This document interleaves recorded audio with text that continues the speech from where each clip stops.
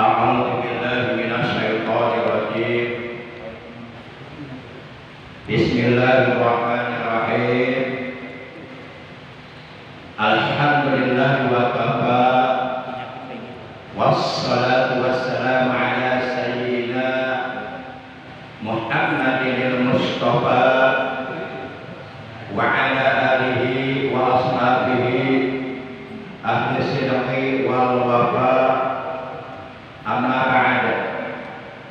Ma'asyiral muslimin, saudaraku seiman, seagama, seakidah, segenap jamaah pengajian rutin malam Ahad pada maghrib Masjid Jami' Al-Ikhlas RT 03 RW 07 Komplek TNI AD di Pekan Cibaru Salati, yang seluruhnya tanpa kecuali yang saya hormati, yang dimuliakan oleh Allah, rahimakumullah wa hadakumullah wa hafizakumullah. Segala puji hanya bagi Allah.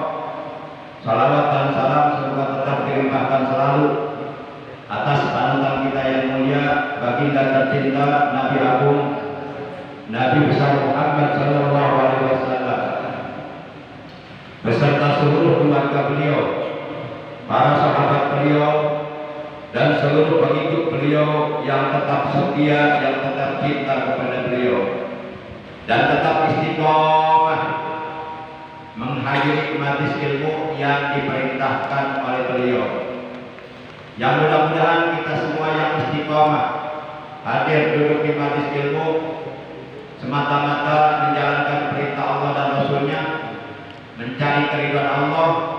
Semoga seluruh dosa-dosa kita oleh Allah diampuni, ilmu kita oleh Allah ditambah dengan ilmu yang bermanfaat, yang barokah, yang serta hidayah, ilmu yang dapat membawa dan menghantarkan kita menuju keselamatan dan kebahagiaan dunia maupun akhirat. Amin ya Allah ya rabbal alamin.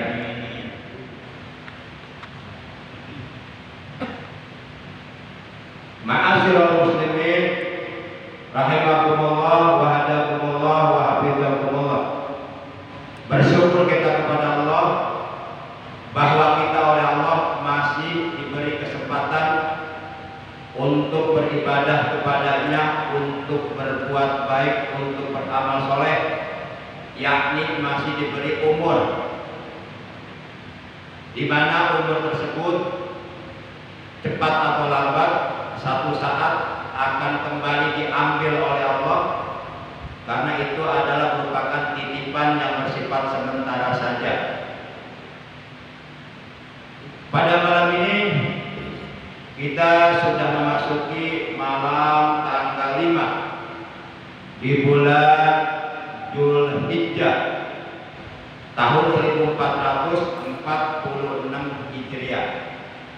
Kemarin 1 Dzulhijjah jatuh pada hari Rabu, kemudian tanggal 2 Kamis, tanggal 3 Jumat, tanggal 4 Sabtu, dan malam ini masuk tanggal 5. Karena pergantian hilal, pergantian tanggal di dalam bulan Islam dihitung dari semenjak terbenamnya matahari di waktu maghrib, itu sudah ganti tanggal, yang berarti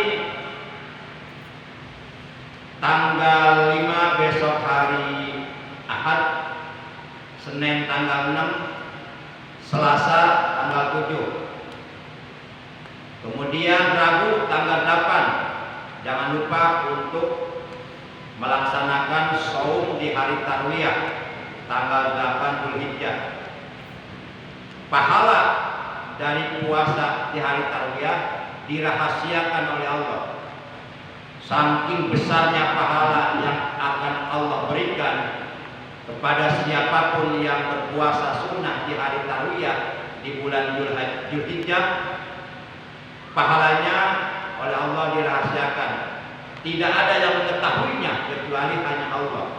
Yang penting kita laksanakan puasa dengan baik, dengan benar, atas dasar iman kepada Allah, ikhlas semata-mata hanya karena Allah. Dan kemudian hari Kamisnya kita memasuki tanggal 9 di bulan Zulhijjah. Hari itu dinamakan hari Arafah karena pada setiap tanggal 9 Zulhijjah seluruh jamaah haji dari berbagai belahan dunia, dari berbagai pelosok dunia, dari berbagai penjuru dunia dengan berbeda-beda warna kulit, bahasa dan bangsa yang tahun ini menunaikan ibadah haji, mereka sedang melakukan salah satu dari rukun haji, yaitu wukuf di padang Arafah. Jadi kalau tidak wukuf di padang Arafah, hajinya nggak jadi. Makanya yang tidak ada dalam ibadah umroh wukuf. Wukuf nggak ada. Wukuf di padang Arafah hanya ada dalam rukun haji. Di ibadah umroh nggak ada. Sebagaimana Rasulullah bersabda, al-hajju arafatun. Ibadah haji itu harus wukuf di padang Arafah. Nah, ketika jamaah haji melakukan wukuf di padang Arafah tanggal 9 Zulhijjah, berarti besoknya masuk tanggal 10 Zulhijjah. Jadi tahun ini insya Allah kita akan melaksanakan sholat Idul Adha pada hari Jumat tanggal 10 Zulhijjah. Dan memang sesuai dengan hasil sidang isbat, Kementerian Agama juga menetapkan 1 Zulhijjah jatuh kemarin pada hari Rabu, sehingga 10 Zulhijjah jatuh pada hari Jumat. Rabu 8, Kamis Jumat 10. Para jamaah yang dimuliakan oleh Allah Subhanahu wa Ta'ala, baiklah, mari kita awali taklim kita pada malam ini, merupakan pertemuan yang ke-614. Jadi kita ngaji di sini sudah sebanyak 614 kali. Ya, cukup lama lah. Sudah lebih dari 10 tahun lah.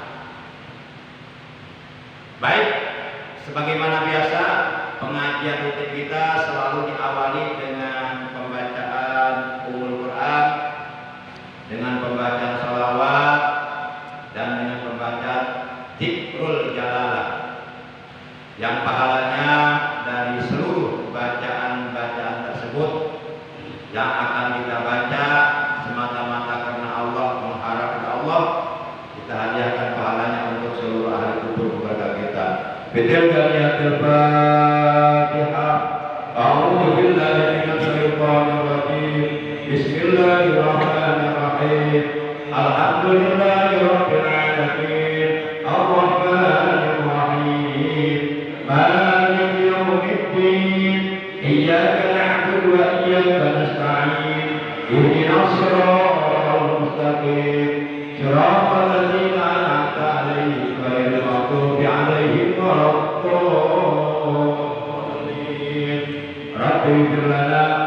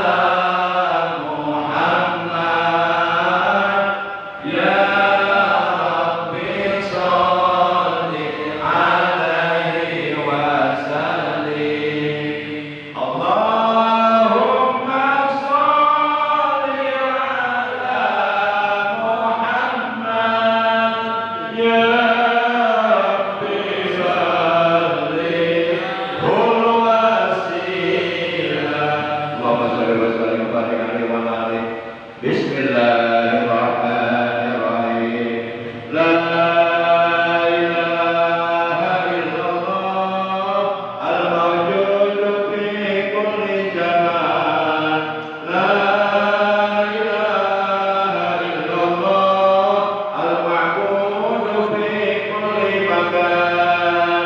La ilaha illallah al-madhkur fi kulli lisan. La ilaha illallah al-ma'ruf bil ihsan. La ilaha illallah kulla yawmin huwa fi sha'n. La ilaha illallah al-aman al-aman min jawalil iman wa min fitnati syaitan. Ya qadimah ihsan qabla kalaina min ihsan. Ihsanukal qadim ya Hanan ya Mannan ya Rahim ya Rahman ya Ghafur ya Ghaffar. Ighfir lana warhamna wa anta khairur rahimin. Wa sallallahu ala sayyidina Muhammadin wa ala alihi wa sahbihi wa sallam. Walhamdulillahi rabbil alamin.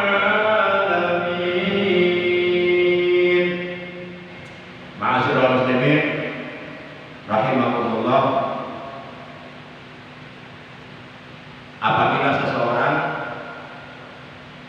mendapatkan pertolongan Allah, bisa istiqomah, hadir duduk di majelis ilmu, itu adalah merupakan suatu pertanda bahwa Allah akan memberikan berbagai macam kebaikan kepadanya, dan Allah akan membukakan pintu keberkahan dalam hidupnya. Oleh Allah akan dibarokahkan dalam segala aspek kehidupannya, baik dibarokahkan umurnya, kesehatan badannya, keluarganya, anak-anaknya, hartanya, usahanya, dan sebagainya, dan seterusnya. Maka ketika kita bisa istiqomah hadir di majelis ilmu, kita harus merasa beruntung, merasa berbahagia, merasa bersyukur kepada Allah, karena Allah memberikan pertolongan kepada kita. Karena seandainya tidak ada pertolongan Allah, nggak bisa kita istiqomah haji, nggak bisa. Kalau nggak ada pertolongan Allah. Para jamaah yang dimuliakan oleh Allah Subhanahu wa Ta'ala, baik insya Allah pada kesempatan taklim kita malam ini Al-Fakir ila rahmatillahil karim akan menyampaikan materi taklim tentang hal yang menjadi dasar, yang menjadi landasan hukum disyariatkannya berkurban bagi seluruh umat Islam pada setiap hari raya haji, pada setiap Idul Adha, hari raya kurban tanggal 10 Zulhijjah, dan 3 hari sesudahnya, yaitu tanggal 11, 12, 13 Zulhijjah yang dinamakan Ayyamut Tasyrik, hari-hari tasyrik. Jadi kita diharamkan berpuasa 4 hari dari mulai tanggal 10, 11, 12, 13. Selama 4 hari berturut-turut kita diharamkan oleh hukum agama melakukan puasa sunnah. Dan bagi yang mampu diwajibkan dalam 4 hari berturut-turut tersebut untuk menyembelih hewan kurban. Para jamaah yang dimuliakan oleh Allah Subhanahu wa Ta'ala, berangkat dari penjelasan firman Allah yang termaktub dalam Al-Quran surah yang ke-37, yaitu surah As-Saffat juz 23, sebanyak 13 ayat, dimulai dari ayat 99 sampai ayat 111. Sebanyak 13 ayat tersebut menceritakan kisah penyembelihan Nabiullah Ismail yang dilakukan oleh ayahandanya yang bernama Nabiullah Ibrahim alaihi salam. Mari kita lihat di ayat 99-nya. Wa qala inni jahidun ila rabbi sayahdin.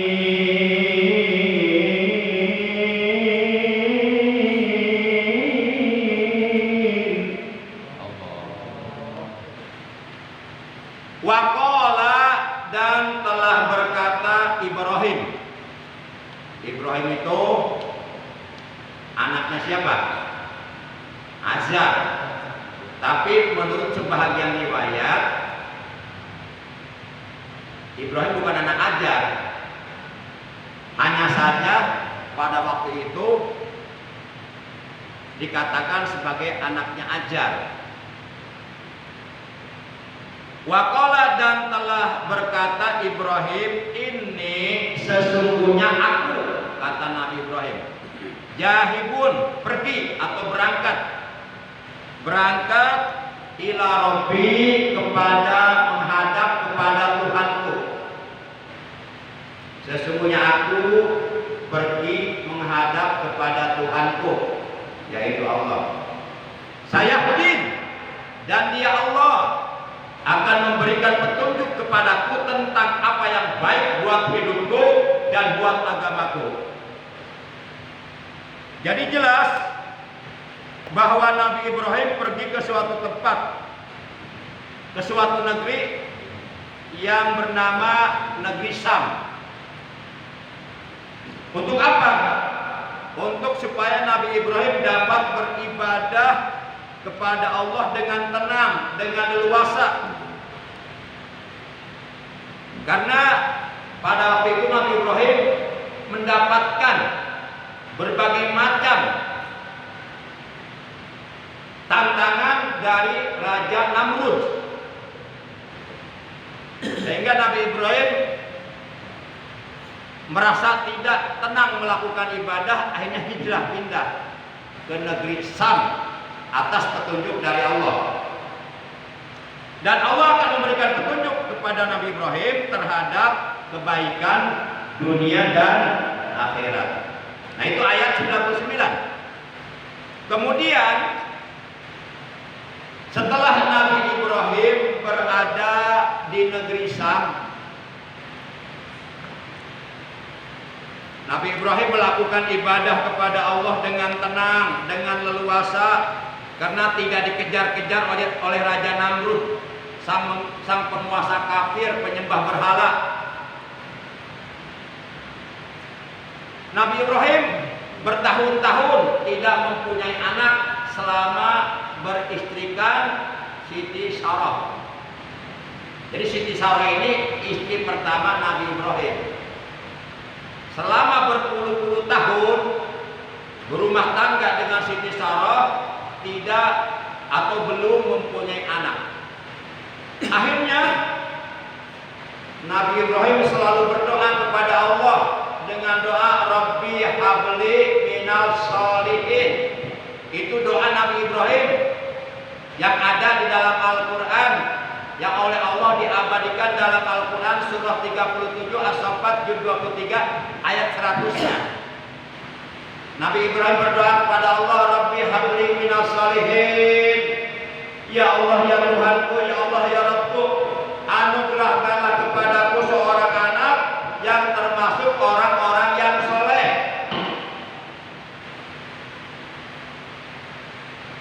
Selama berpuluh-puluh tahun Nabi Ibrahim belum dikarunia anak dari Siti Sarah. Nah, ketika Nabi Ibrahim pada suatu waktu berdoa kepada Allah dengan doa Rabbi habli minas sholihin, ya Allah karuniakanlah kepadaku, anugerahkanlah kepadaku seorang anak yang termasuk dari orang-orang yang soleh.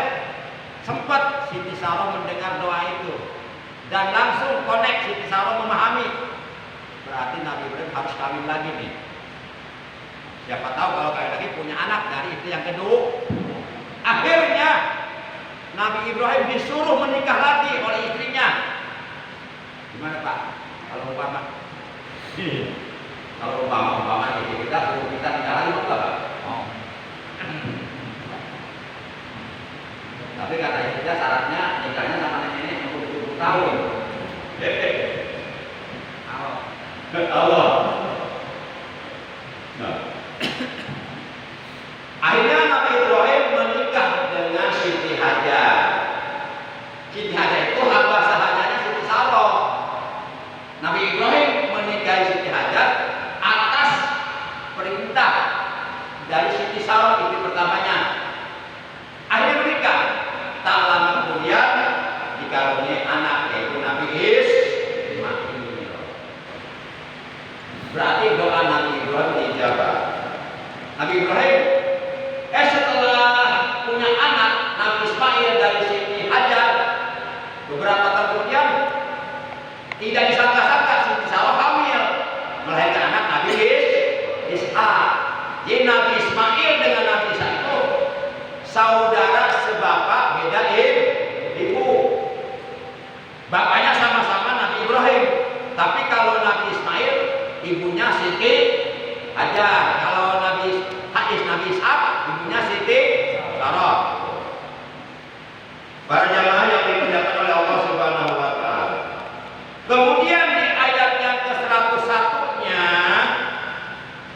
Allah menjawab doa yang senantiasa dipanjatkan oleh Nabi Ibrahim, yaitu Rabbi habli minas sholihin.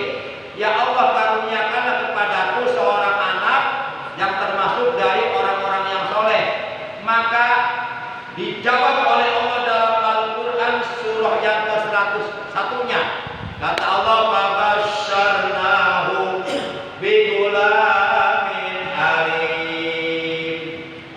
Fabasyarnahu, maka lalu kami memberikan kabar gembira kepada Ibrahim bigulamin, dengan seorang anak laki-laki halim yang amat sabar, yaitu Nabi Ismail alaihi salam.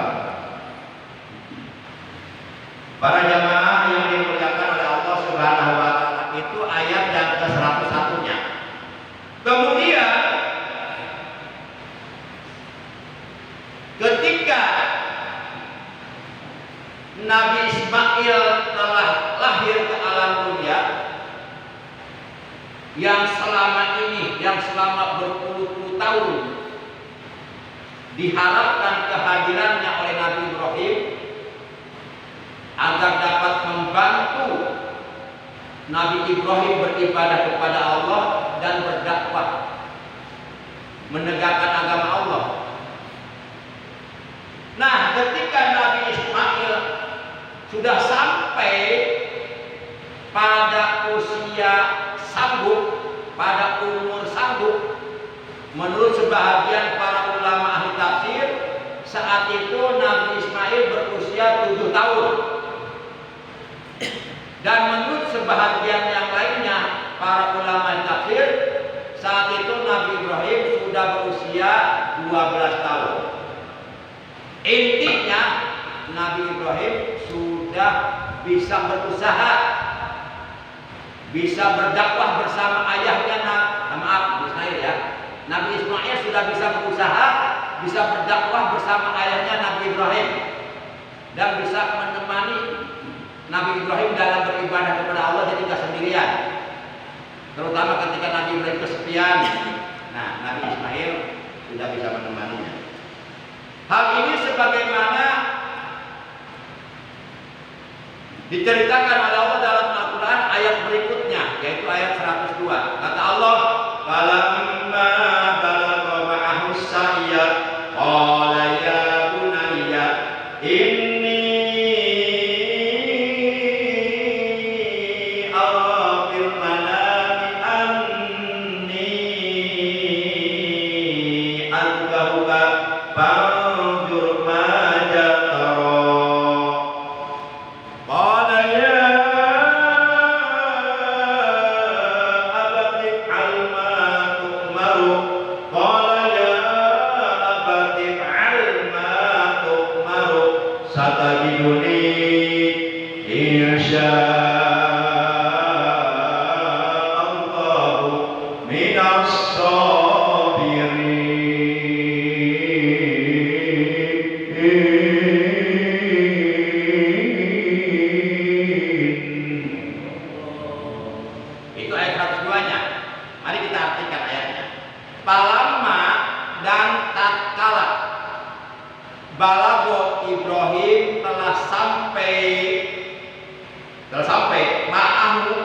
bersama Ibrahim pokok asaknya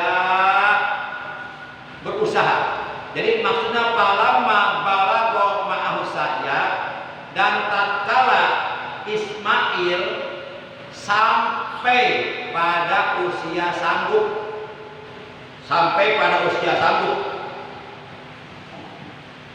untuk berusaha bersama-sama Ibrahim dan untuk membantu Nabi Ibrahim dalam berdakwah menegakkan agama Allah dan menemani ibadahnya Nabi Ibrahim. Qala, Nabi Ibrahim berkata kepada anaknya yang bernama Nabi Ismail yang saat itu berusia 7 tahun. Anak sematawayang itu yang selama sekian puluh tahun sangat diharapkan kelahirannya. Tiba-tiba Nabi Ibrahim mengatakan begini, ya bunayya, wahai anakku, ini sesungguhnya aku telah melihat fil manami, di dalam mimpi, anni, bahwasanya aku ajbahuka, menyembelih kamu. Itu kata Nabi Ibrahim. Wahai anakku Ismail, sesungguhnya aku melihat di dalam mimpi bahwasanya aku menyembelih kamu. Jadi Nabi Ibrahim bermimpi, dalam mimpinya Nabi Ibrahim menyembelih Nabi Ismail anaknya. Dan itu mimpinya berulang-ulang sampai 3 kali dengan mimpi yang sama. Malam ini mimpi begitu, besok juga begitu, sampai 3 kali. Dan ini mimpinya disampaikan oleh Nabi Ibrahim kepada anaknya Nabi Ismail. Maksudnya kata Nabi Ibrahim, "Pandur majataro." Kata Nabi Ibrahim kepada Nabi Ismail, "Pandur majataro," maka pikirkanlah olehmu. Bagaimana pendapatmu? Apa pendapatmu? Loh. Jadi Nabi Ibrahim minta pendapat sama anaknya. Nah, semalam aku mimpi menyembelih kamu. Gimana pendapatmu, nak? Kalau anaknya durhaka, anaknya nggak soleh, paling jawabannya begini, bapak aja yang sembelih, jangan saya. Bapak udah tua, katanya masih muda. Kalau anaknya anak nggak soleh. Tapi Nabi Ibrahim jawabannya nggak begitu. Oleh karena Nabi Ibrahim anak yang soleh, jawabannya pola. Ismail menjawab, ya abati, wahai ayahku, if'al, kerjakanlah, matuk malu, apa yang telah diperintahkan Allah kepadamu.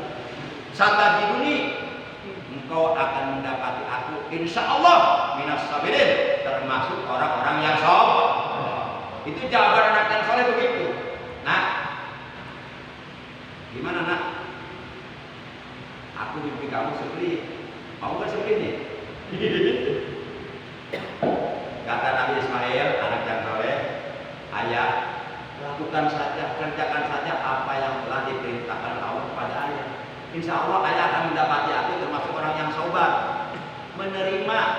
Kalau memang itu benar-benar perintah Allah, kita terima saja. Kita patuh tunduk menjalankan perintah Allah walaupun harus mengorbankan nyawa. Wah, ini ujian berat ini. Selama sekian puluh tahun Nabi Ibrahim mengharapkan kelahiran seorang anak, begitu baru usia 7 tahun suruh disembelih sama Allah. Ini berat. Coba kalau umpama perintah ini turunnya kepada kita gimana nih? Umpama. Kalau umpama perintah ini turunnya kepada kita, umpama aja. Berani nggak kita menyembelih anak? Boro-boro menyembelih anak, menyembelih kambing untuk kurban aja nggak mau kita. Padahal uang ada. Tuh, apalagi menyembelih anak? Berarti kita masih cinta kepada harta daripada kepada Allah. Nabi Ibrahim, Nabi Ismail dengan berat hati. Siapa orang tua yang nggak sayang sama anaknya? Pasti sayang. Apalagi ini berpuluh tahun mengharapkan kehadirannya, disuruh sembelih lagi. Tapi oleh karena dua-duanya hamba-hamba Allah yang soleh, hamba-hamba Allah yang benar-benar beriman kepada Allah, maka ujian yang begitu berat oleh keduanya, baik oleh Nabi Ibrahim, oleh Nabi Ismail, diterima dengan lapang dada. dengan ikhlas, dengan penuh kesabaran sekalipun berat. Mereka patuh tunduk menjalankan perintah Allah. Mereka mampu membuktikan kecintaannya kepada Allah melebihi kecintaannya kepada selain Allah. Nabi Ibrahim sebenarnya cinta kepada anaknya Ismail, tapi ternyata kecintaan Nabi Ibrahim kepada Allah jauh lebih berat daripada kecintaan kepada anaknya. Kalau kita lebih cinta sama anak daripada kepada Allah. Makanya Nabi Ibrahim dapat gelar Khalilullah, kekasih Allah. Karena mampu membuktikan kecintaannya kepada Allah, sekalipun harus menyembelih anaknya. Padahal Allah hanya menguji, ngetes, mencoba sejauh mana kecintaan Nabi Ibrahim kepada Allah. Dites secara begitu oleh Allah. Masya Allah. Kita kadang-kadang diuji oleh Allah, dikasih sakit gigi aja, ninggalin sholat kita. Kita itu hanya itu saya, tapi naudzubillah menjadi, naudzubillah min. Jangan sampai kita meninggalkan sholat wajib. Baik para jamaah yang dimuliakan oleh Allah Subhanahu wa taala. Kemudian setelah Nabiullah Ismail mempersilahkan kepada ayahnya untuk menyembelih dirinya, artinya baik Nabi Ibrahim maupun Nabi Ismail dua-duanya membenarkan mimpi itu. Yakni maksudnya Nabi Ibrahim dan Nabi Ismail itu benar-benar mempercayai bahwa mimpi itu bersumber dari Allah dan merupakan perintah Allah yang harus dilaksanakan. Dan itu dilaksanakan oleh Nabi Ibrahim. Benar-benar sembelih Nabi Ismail itu benar-benar. Cuma Allah tidak menghendaki, Allah hanya sedang menguji. Begitu pisau digosok-gosok lehernya nggak mempan. Langsung Nabi Ibrahim dipanggil oleh Allah. Hei Ibrahim, stop, jangan melakukan itu. Diganti dengan sembelihan dari surga. Gitu. Allah hanya menguji saja. Kira-kira kalau kita diuji sama Allah begitu, gimana ya? Kayaknya berat banget ya. Masa menyembelih anak sih? Seandainya saat itu jadi Nabi Ibrahim menyembelih Ismail, mungkin sampai saat ini disyariatkan berkorban bukan menyembelih kambing, bukan menyembelih kerbau atau sapi, menyembelih anak. Tapi ini enggak jadi. Diganti oleh Allah. Kemudian di ayat 100, benar lagi. Nanti kasih tahu ya. Kasih tahu boleh atau tempel juga enggak apa-apa. Kasih tahu ya. Kemudian di ayat 103-nya, falamma aslama wa tallahu lil jabin. Tatkala keduanya, yaitu Ibrahim dan Ismail telah berserah diri, pasrah, dan Ibrahim telah membaringkan anaknya Ismail di atas perintisnya untuk disembelih. Benar itu, benar terjadi. Menurut keterangan di dalam kitab, jadi Nabi Ismail itu sudah dibaringkan di atas pahanya, dan itu sebelum pisau yang dipegang oleh Nabi Ibrahim untuk menyembelih Ismail, sebelum digosokkan lehernya, dicoba dulu. Ternyata tajam sampai ke batu belah. Ya akhirnya Nabi Ibrahim ya takbir dulu, digodok, digosok-gosok dan nggak mempan. Karena Allah tidak menghendaki, Allah hanya sedang menguji aja, nggak mempan. Nah ketika itu ada panggilan yang terdengar oleh Nabi Ibrahim, itu panggilan Allah, sebagaimana dalam ayat 100 yang ketiganya, 103. Kata Allah, ayat 104, wa nadainahu ayya Ibrahim. Dan kami panggil dia, hei Ibrahim, stop, jangan diteruskan, kata Allah. Kemudian qad sadaqta ru'ya, kata Allah di ayat 105-nya, sesungguhnya engkau telah membenarkan mimpi itu, engkau telah mempercayai mimpi itu, bahwa mimpi itu adalah merupakan perintahku kepadamu agar kamu menyembelih anakmu. Innaka jalika najzil muhsinin. Demikianlah kami memberikan balasan kepada orang-orang yang berbuat baik. Akhirnya Allah melarang Nabi Ibrahim menyembelih anaknya Ismail. Lalu kemudian kata Allah, wa fadainahu bi dzibhin adzim. Akhirnya kami ganti Ismail dengan sembelihan yang besar, yaitu hewan kibas yang diambil dari sorga oleh malaikat. Menurut sebahagian riwayat bahwa hewan kibas yang disembelih oleh Nabi Ibrahim saat itu adalah kurbannya Qabil. Kan ada Qabil, ada Habil ya. Yang diterima Qabil, yang ditolak Habil. Ya. Qabil dan Habil itu lahir kembar. Habil ya. Ketuker enggak? Habil ya. Yang ditolak Qabil berarti kan? Yang kurban diterima Habil ya. Nah itu yang sembelih para jamaah. Jadi diganti oleh Allah dengan sembelihan kurban. Nah inilah yang menjadi dasar disyariatkannya berkurban. Jadi sesudah nyata kesabaran dan ketaatan Nabi Ibrahim dan Nabi Ismail, maka Allah melarang menyembelih Ismail, dan untuk meneruskan kurbannya Allah menggantinya dengan seekor sembelihan yang sangat besar.